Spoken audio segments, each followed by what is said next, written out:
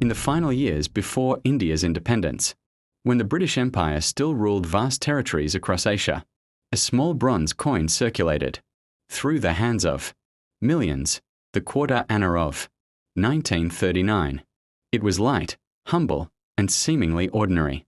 Yet today, it stands as a relic of a world on the edge of monumental change, and they, subject of myths, mysteries, and surprising auction stories.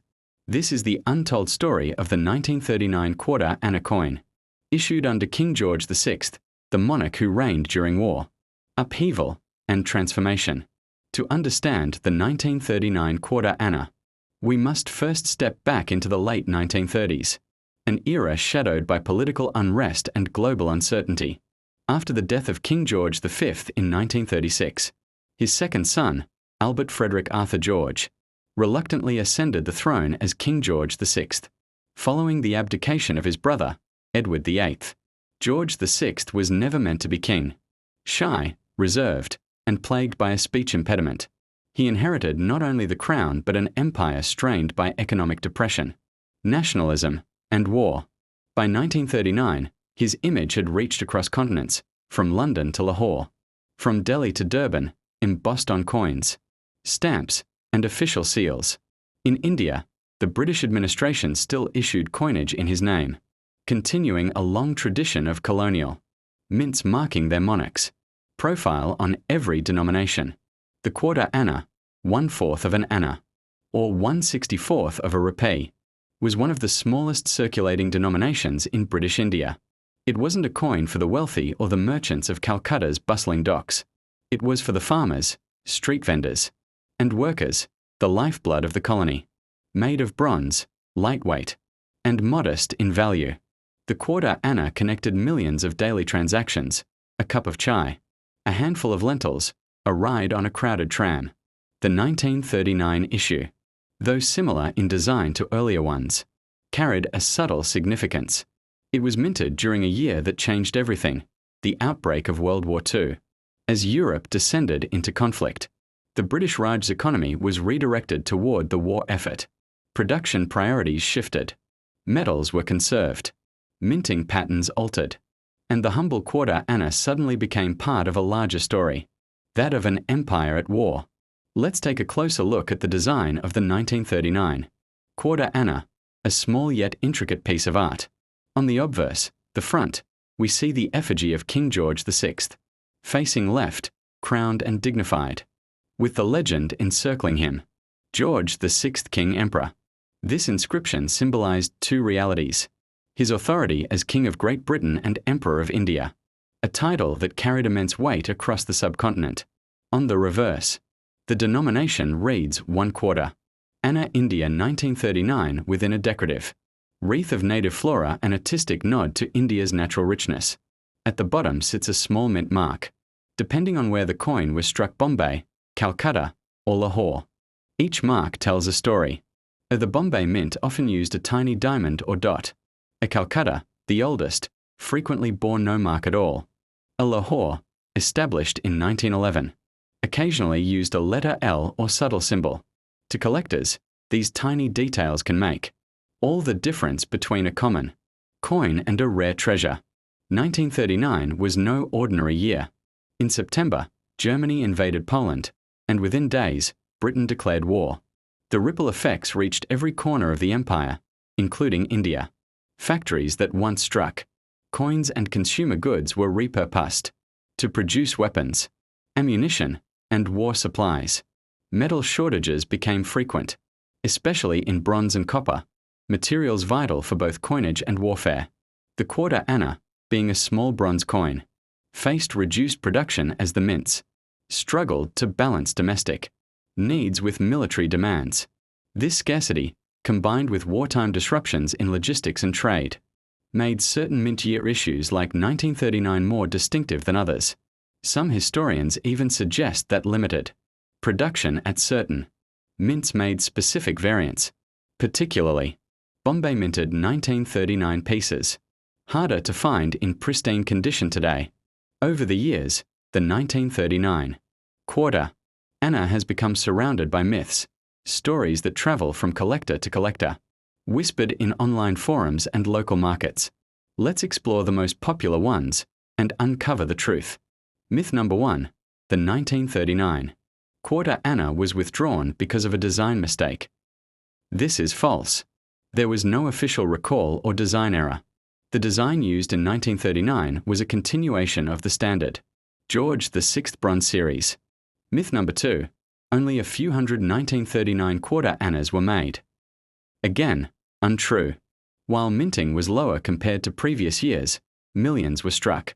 The confusion arises because high-grade, uncirculated specimens are genuinely rare, not the coin itself. Myth number 3. A secret batch of silver quarter annas exists. This one fascinates many collectors. Tales of a small experimental run made of silver. However, there's no documented evidence or archival record of any silver quarter anna struck in 1939. The entire denomination was officially bronze. Myth number 4. The coin was banned after independence. No. The quarter anna simply became obsolete after the Indian currency decimalization and later reforms post-1947. While myths persist, they often reveal something deeper. The fascination people hold for artifacts of an era that mixed imperial authority with local craftsmanship. Every minting facility leaves its fingerprint. The 1939 quarter anna was struck at multiple Indian mints, each producing subtle variations prized by numismatists. 1. Calcutta Mint, no mint mark. The primary mint of British India. Coins from Calcutta generally have smooth finishes and slightly heavier strikes. 2. Bombay Mint, diamond mark. Coins from Bombay often have a small diamond below the date. These are somewhat scarcer in top grades due to high circulation in the western provinces. 3. Lahore Mint, L mark. The Lahore issues are rarer and highly collectible. Some specimens show minute die differences, like letter spacing or wreath thickness, adding to their appeal. Collectors often seek error or off-center strikes from these mints, which can multiply value exponentially. Coins are not just metal discs. They are symbols of authority, identity, and daily survival. In 1939, India's vast population depended on small denomination coins. Paper money was limited largely to higher values, meaning that most day-to-day trade ran on annas and pice. A quarter anna could buy a small fruit, a newspaper, or a sweet. To many families, a handful of these coins represented a day's labor. Thus, while imperial politics shaped the top of society, the quarter anna defined life at the bottom, the coin of the people. The 1939 quarter anna was minted on the eve of change. Within 8 years, the British Raj would fall, and India would stand as an independent nation. After independence in 1947, new coins bearing the Ashoka lion replaced those featuring the British monarch. Yet the earlier issues did not vanish overnight. 4 years, the quarter anna lingered in circulation, its worn edges passing through the hands of those witnessing history unfold. To some, it symbolized colonial oppression. To others, it was simply a memory of simpler times. Today, it represents both. A coin that outlived its empire and entered the realm of nostalgia and collection. So how much is a 1939 quarter anna really worth today? That depends on 3 main factors: condition, mint mark, and rarity of errors. As circulated coins, those that show clear signs of wear, typically sell for 20 Indian rupees to 100 Indian rupees, INR, or about $0.25 to $1. A fine to extremely fine grades, coins with visible detail and minimal wear, fetch 150 to 500 Indian rupees, INR, almost equal to $2 to $6. Uncirculated or proof-like specimens, rare and often sealed by collectors, can command 1,000 to 2,500 Indian rupees, INR, almost equal to $12 to $30, or higher. At international auctions, especially for Lahore Mint or error coins, prices have occasionally reached $50 to $100 USD, depending on provenance.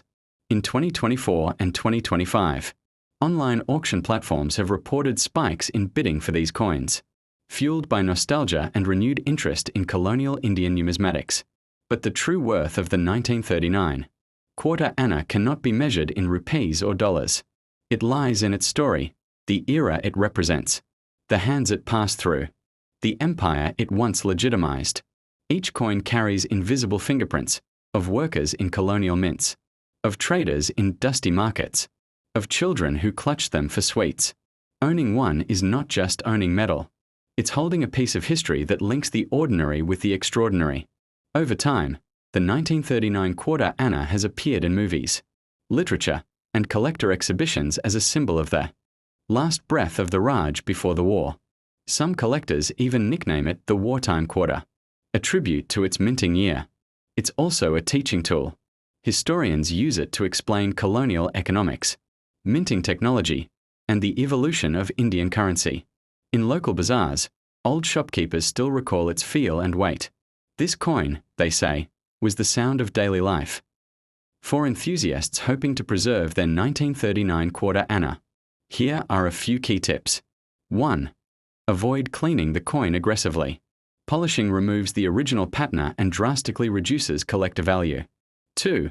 Store in acid-free holders or capsules. Moisture and air can corrode bronze quickly. 3. Use magnification to check for mint marks, die cracks, or off-center strikes, details that can make your coin unique. 4. Verify authenticity. Using trusted catalogs like the Standard Catalogue of World Coins, Krauser, or reputable Indian numismatic guides. 5. Track auctions on platforms like eBay, Classical Numismatic Group, or Indian Coin Bazaar for real-time market trends. The quarter anna was part of a broader currency ecosystem that included the half anna, 1 anna, and 2 anna coins. Interestingly, while larger denominations were often struck in nickel or silver, the quarter anna remained bronze, symbolizing its role as the people's currency. Its design simplicity made it durable and efficient to produce. Yet, ironically, that simplicity is what makes pristine examples rare today. They were used relentlessly, not saved. In 1957, India introduced the decimal system, phasing out annas, pice, and paise denominations.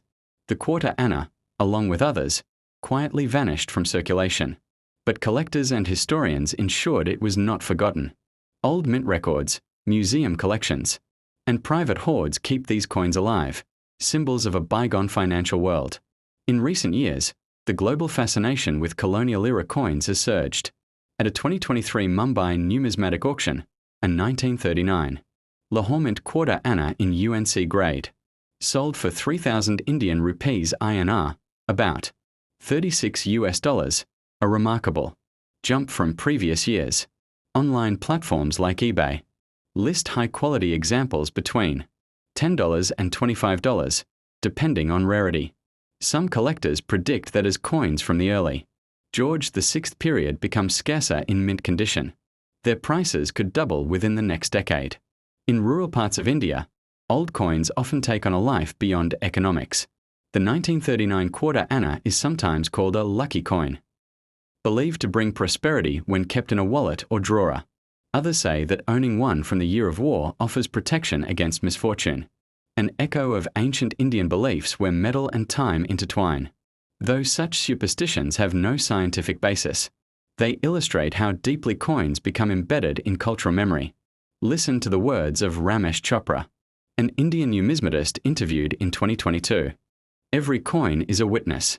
The 1939 quarter anna saw war, famine, and freedom. When I hold it, I feel the pulse of my grandparents' generation.